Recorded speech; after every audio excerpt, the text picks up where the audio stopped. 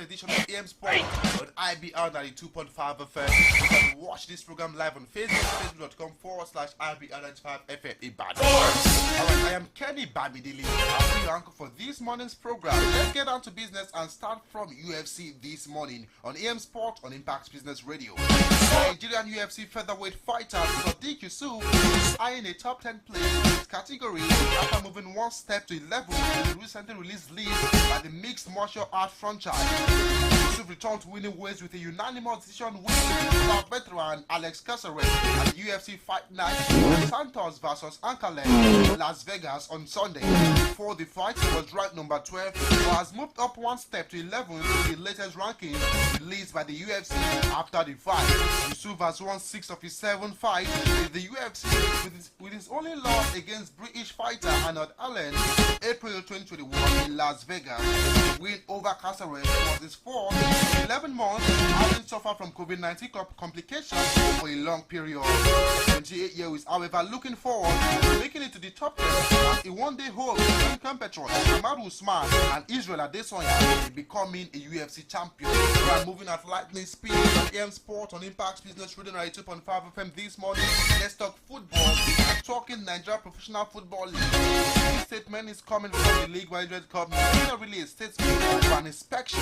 Yesterday, they inspected the newly constructed Oka Township Stadium football pitch ahead of Enugu Rangers' temporary relocation to the new sporting facility. The LMC team led by its chief operating officer Davidson Oum inspected the facility before the application to the Rangers management to move the stadium for the meantime for their own match. The LMC official did not disclose their findings or decisions to the journalists, but said they contained in their report. That's coming from the LMC this morning concerning the Rangers Football Club looking for a temporary home base.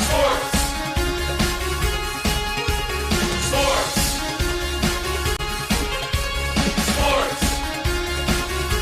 Alright, moving on and talking about the build-up Nigeria vs. Ghana encounter. This news, that is good news for Nigeria. They won't have to play that terrible pitch. Talking about the Cape Coast Stadium. Super Eagles will now play their qualifiers against the Black Stars of Ghana at the Baba Yara Stadium in Kumasi. According to reports, equipment like the video assistant referee has already landed in the country. This is coming after officials of the Confederation of African Football Inspection Team visited the Baba Yara Stadium at the earlier slated venue, Cape Coast Stadium, to inspect their facility following a protest by Nigeria. There have been doubts about the earlier slated Cape Coast Stadium venue for the crucial time after the Ghanaian government celebrated the country's 65th independence anniversary there on the 6th of March, which affected the stadium space. Pictures online show the pitch had large dry portions and holes in some other parts after the massive celebration at the stadium. Subsequently, the Confederation of African Football rejected the stadium despite efforts by the National Sports Authority to ensure the pitch was ready for the game on the 25th of March and have now approved the Baba Yara Stadium as the match venue. Alright, see you sticking to the preview. I'm talking about the build-up to the Nigeria vs. Ghana game. One department in that Super Eagles team that has been under proper scrutiny is the goalkeeping department. But this morning, Super Eagles assistant Manuel Amunike has revealed that Maduka Okoye is Nigeria's #1 goalkeeper ahead of the forthcoming World Cup qualifying playoffs against the Black Stars of Ghana later this month. Recall that Ghana will host the first leg in Kumasi on the 25th of March. This month, the reverse fixture is played at the Moshood Abiola Stadium in Abuja 4 days later. However, with concerns over the goalkeeping department, Amunike in an interview said the technical crew have so much confidence in Okoye. He said, and I quote, "I'm not a goalkeeper trainer, but we have someone in the department, which is Aloy Ago." He said, regardless, Maduka Okoye is a good goalkeeper and human being, so we can't, because of one mistake, dump him. He's playing for his team, and that's the most important thing that is coming from Emmanuel Amunike this morning. Right now, talking about the scorecards of Nigeria players abroad. Get it twisted. This is AM Sport and Impact Business Radio 2.5 FM. The breakfast portion radio. I am Kenny Bamidili. Alright, moving to Nigeria players abroad and tell you how they are faring. This time, it's not really goals or assists or own goals or whatsoever. This time is transfer. Because Premier League club Newcastle will return to Napoli in the summer with an approved offer of £100 million for Nigerian striker Victor Osimhen. According to report over there in Italy, the house signed an offer for £84 million for the 23-year-old in January, but no agreement was reached with the Patanopel. Since his arrival in Italy, Osimhen has already had an impressive 23 goals and 7 assists in 54 appearances. And the Magpies are looking to overhaul their squad in the summer following the £300 million Saudi takeover. They have already made some statement signings since the change in ownership. Gumarosh became the club's most expensive signing when he arrived from Lyon for a fee of £43 million in January. Kieran Trippier was also a key signing for the house side, along with Chris Wood, who joined for Burnley for £25 million. They also poached Matt Taggart and Bourne from Premier League rivals Aston Villa and Brighton. But Newcastle are expected to spend even more during the summer and are scouting more big names. That's Newcastle Football Club looking to make a statement to compete with the big boys. They really want to chill with the big boys. They want to sign big players. Let's see how that one unfolds for Newcastle Football Club. Game Sport on Impact Business 92.5FM. Talking about Nigerian players that are breathing on tonight's game.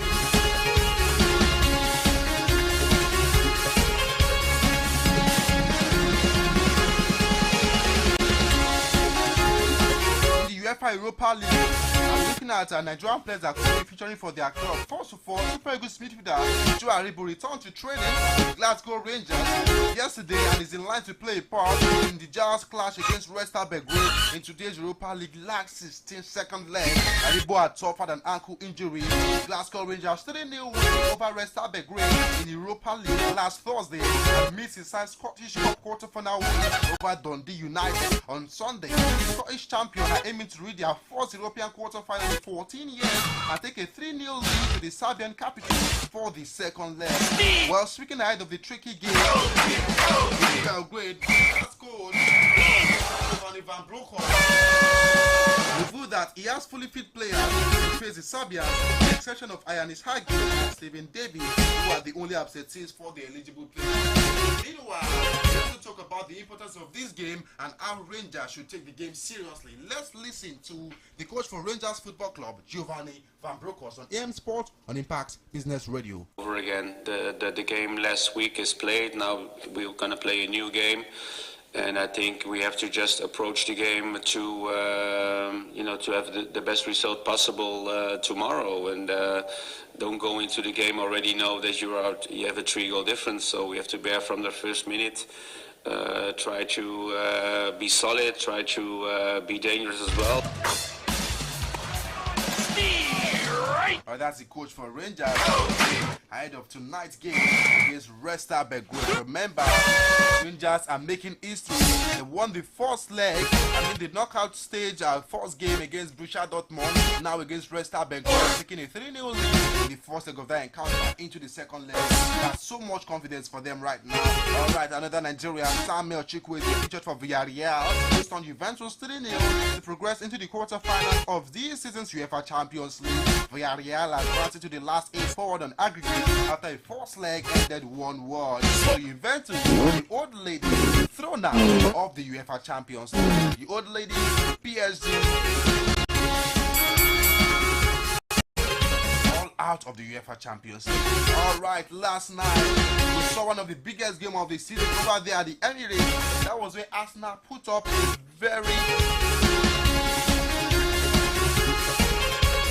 a fantastic display against Liverpool, most especially in the first half, but Liverpool closed the gap with the Premier League leaders Manchester City to a single point after defeating Arsenal 2-0 at Emirates. Arsenal, who had won their last 5 league games, had largely dominated the first half, but the game tipped decisively early in a frenetic second half as Liverpool extended their own relentless run.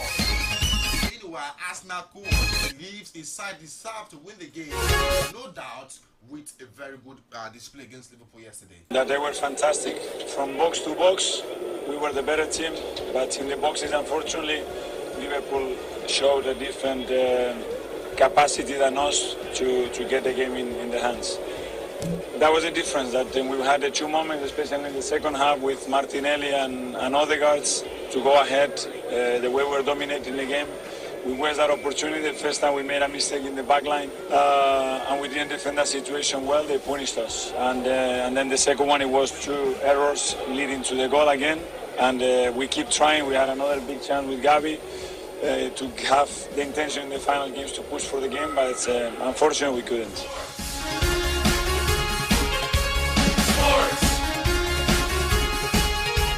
That's the coach for Arsenal Football Club. Not really happy with the result. I believe Odegaard had a chance to put them ahead. Same with Gabriel Martinelli. My God, Gabriel Martinelli had a very good game yesterday, dominating Liverpool. The breakthrough came just minutes after his misplaced back pass and almost gifted Arsenal a goal when Portuguese Diego Jota got ahead of London side defense on the 54th minute. The big goalkeeper Aaron Ramsey at his near post. The result was effectively seen off 8 minutes later by Roberto Firmino, popularly known as Bobby, who squeezed the ball under Arsenal goalkeeper. Again, after the side are twice straight to clear the ball from their own box. Alright, with 69 points, Liverpool trail Manchester City with 70 points. Both teams now having played 29 games. The two sides are set to play each other on the 10th of April. That could possibly be the title decider, but there are still some games to expect before that time. But believe me, it's going to be a crunchy, interesting, fascinating end to the English Premier League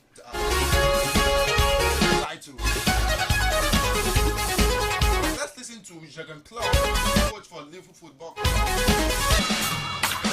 Most people believe he was unhappy with Liverpool performance in the first half, but he said he wasn't angry, and he also talked about the idea of bringing on Mo Salah in the second half. We just had to give a few informations in halftime. So we had to defend different. We had to defend more front-footed because in the possession spells of Arsenal. So that's what we were talking about, and not anything else. So I was not angry. I just knew Mo had got obviously a knock on his foot. He's overstretched the foot slightly. Now it's Mo, and Mo was ready. But the test was yesterday in training. So I have two opportunities. I test with Mo and then realize, oh, it doesn't work. And then I bring another boy, or I test with the other boys, and Mo realized during the session, oh, I'm fine. And that won't happen, nothing else. So, and it was clear that that's the German tactician. I'm not talking about Gunnar Rohr, I'm talking about Jurgen Klopp, who spoke after the game yesterday. I say Liverpool did well to seal things up for Arsenal, and a very good game coming from Jurgen Klopp. Alright, Antonio Conte, the coach for Tottenham Hotspur, says Harry Kane deserves to win something after the forward scored and steered in the Premier League win at Brighton. Kane's 7th goal in 6 games has sealed a deserved success for Spurs, who reignited their top 4 hopes by condemning Brighton to a 6th successive Premier League defeat. He's happy for it. Kane is scoring lots of goals right now. That is what Antonio Conte had to say. Really happy for Harry Kane. No, but we are happy. We are very happy because Harry is scoring a lot, and you know very well that he started this season.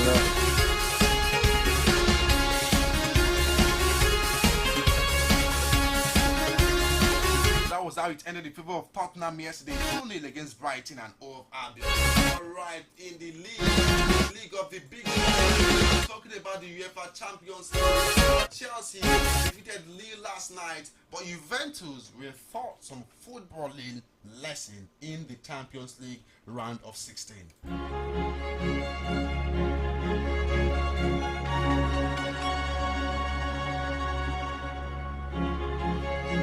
Starting with the Chelsea game this morning on AM Sport on Impact Business Radio 92.5 FM with Kenny Bamidele. Thomas Tuchel wants Chelsea to beat the side everyone wants to avoid in the Champions League quarter-final draw after the holders beat Lille at the lively state Pierre-Mauroy Stadium to secure a 4-1 aggregate victory. The Blues took a lead in the first leg 2-0. They took it to France, but in a match played amid continued uncertainty over the club's future, they had to come from behind after a slow start to end the success in return. Brookham has pulled Lille back into the tie with a penalty after Jorginho handled, only for Christian Pulisic to reply in the first half injury time. Chelsea captain Cesar Azpilicueta then put them in the last 16. Put them in the quarterfinals. Finally, after scoring the second goal for Chelsea, helping Chelsea beat Lille yesterday.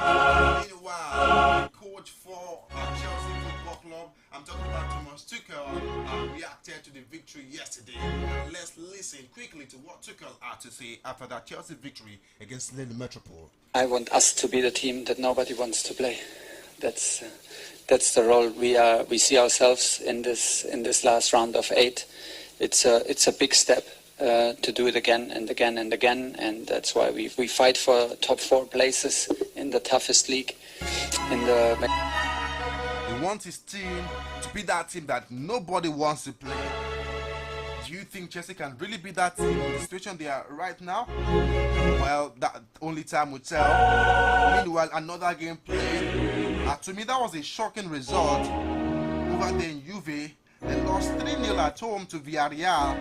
And Villarreal scored 3 late goals to move into the Champions League quarter-finals as Juventus went out in the last 16 for a third successive year. The Spanish side did not have a shot on target before substitute Gerard Moreno awarded a 78th minute penalty after Daniel Rugani fouled Francis Coquelin. Defender Paul Torres added a second when he finished from 6 yards as Juventus failed to deal with a corner. And Danjuma made the 3-0 with another penalty from Mathis de Ligt handle. The draw for the quarterfinals takes place tomorrow, and Villarreal will be in the last 8 of the competition for the first time since the 2008-2009 season, and only the 3rd time in their history. Congratulations to Villarreal. We have Real Madrid, Villarreal, and Atletico Madrid in the next round. And for the English side, there's Chelsea, there's Liverpool, there's also Manchester City in the final round, in the quarterfinals of the Champions League. So I'm moving straight off to the Europa League right now. This is what the games expect today. First leg result from all of those games. EM Sport on Impact Business Radio.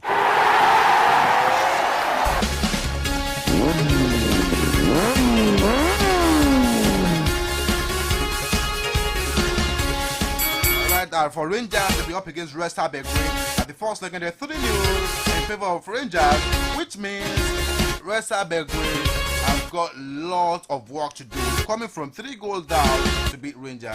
Remember, no away goal rule, to score as many goals as possible. So just as scored Rangers, like Monaco versus Braga, first leg 2-0 in favor of Braga, and it was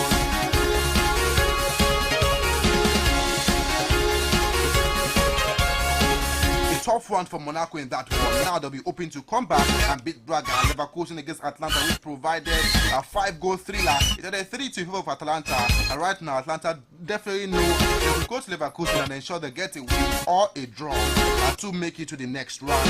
Alright, the first leg, it was a shocking result for Barcelona as they were held to a goalless draw by Galatasaray in the first leg. But right now, heading to Istanbul, the informed Barcelona side have to do some miracles.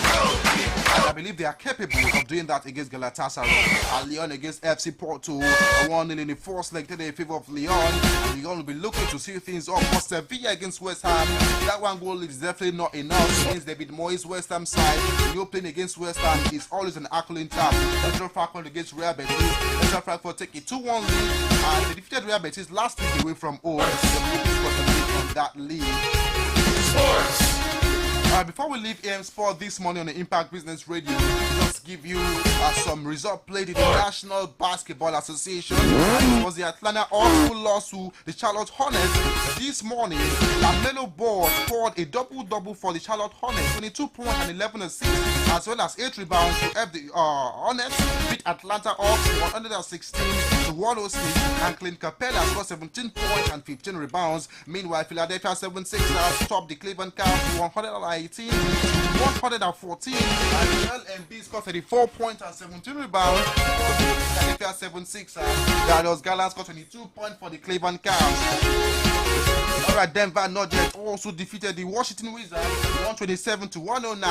Nikola Jokic scored 29 points and 13 rebounds, and then the Adiba has scored 19 points for the Washington Wizards. Dallas Mavericks topped the Brooklyn Nets and held their winning run.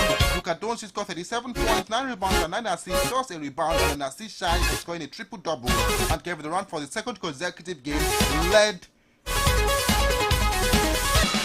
For the second time in 3 games, Kevin Durant led the start sheet for Brooklyn with 23 points, and it ended in favor of Dallas Mavericks. Also, the Portland Trail Blazers lost to the New York Knicks 128 to 98, and the Phoenix Suns defeated the Houston Rockets 129 to 112, and LA Lakers, as usual, were beaten by the Minnesota Timberwolves 124 to 104, and King LeBron James was in that game, but there was nothing kingly about that result. Alright, Oklahoma City Thunder were beaten by San Antonio Spurs 122 to 120, and the Chicago Bulls lost scandalously to Utah Jazz 125 to 110. Boston Celtics defeated the Golden State Warriors, but the Warriors were beaten this morning 110 to 88, and Milwaukee Bucks topped Sacramento Kings 135 to 126, and Chris Middleton with 32 points, and Domantas Sabonis with 22.4. Sacramento Kings. Meanwhile, for LA Clippers, they lost to Toronto Raptors 103 to 100.